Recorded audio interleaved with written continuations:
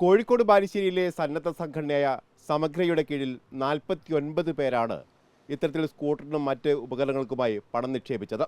ഇതിൽ 9 പേർക്ക് ഇതിനകം തന്നെ സാധനങ്ങൾ ലഭ്യമായിട്ടുണ്ട്. ബാക്കിയുള്ള 40 പേർക്ക് ഇതുവരെ സാധനം ലഭിച്ചിട്ടില്ല. ഏതാണ്ട് ഒരു വർഷം കഴിഞ്ഞു പണം നൽകിയിട്ട്. ഹുസൈൻ എന്ന് പറയുന്ന ഒരു ഇര നമുക്കൊപ്പം ചേരുകയാണ്.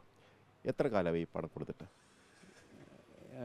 കഴിഞ്ഞ വർഷം മാർച്ച് 25-നാണ് പണം അടിച്ചത്. അത് സമഗ്രയുടെ അക്കൗണ്ടിലേക്കാണ് നമ്മൾ പണം അടിച്ചത്. എന്തിനാണ് കൊടുത്തത്? ആക്റ്റീവക്ക് വേണ്ടിയിട്ട് 56,000 രൂപ അന്ന് അടിച്ചത്. സാധാരണ ഇവർ പറയുന്നത് ഒരു 6 മാസത്തിനുള്ളിൽ തന്നെ സാധനം നൽകുമെന്നല്ലേ? ഇതിപ്പോൾ 11 മാസം കഴിഞ്ഞു. 11 മാസമായി.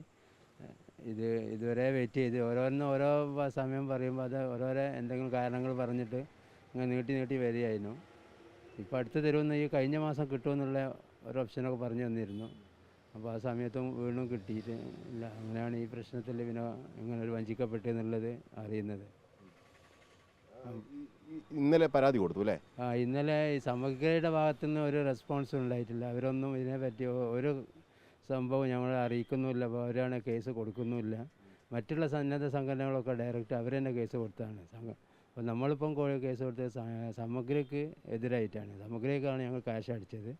അപ്പോൾ ഞങ്ങൾ അതിനെന്തെങ്കിലും ഒരു പരിഹാരം കാണിച്ചു തരണമെന്നുള്ള രൂപത്തിലാണ് കൊടുത്തത്. എത്ര പേരാണ് പരാതി കൊടുത്തിരിക്കുന്നത്? ഇന്നലെ 26 പേര് ഇന്നലെ കൊടുത്തിട്ടുണ്ട്. ബാക്കിയുള്ളവർ അടുത്ത ദിവസം കൊടുക്കും. ഇവിടെ മറ്റ് ചില സംഘടനകളുടെ നേതൃത്വത്തിലും പണം സമാഹരിച്ചത് അറിയുന്നുണ്ട്. അങ്ങനെ പോയിട്ട് സമാഹരിച്ചിട്ടുണ്ട്. അവർ മറ്റേ NGO കോൺഫെഡറേഷൻ്റെ ഇതിൽ കേസ് കൊടുത്തിട്ടുണ്ട് എന്നൊക്കെ കേട്ടിട്ടുണ്ട്. അത് 100ഓളം പേരുണ്ട് ഇവിടെ അല്ലേ? അവിടെയൊക്കെ 100ഓളം പേരുണ്ട്.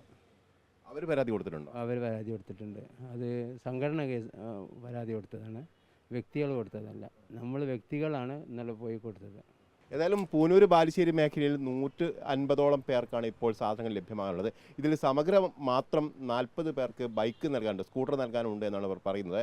വലിയ തരത്തിൽ ആളുകൾ ഇത്തരത്തിലുള്ള തട്ടിപ്പിന് ഇരയായി എന്നുള്ള സൂചനകൾ തന്നെയാണ് ബാലുശ്ശേരി, അതോടൊപ്പം തന്നെ എഗരൂർ, കിന്നാലൂർ മേഖലയിൽ നിന്നൊക്കെ നമുക്ക് ലഭ്യമായിക്കൊണ്ടിരിക്കുന്നത്.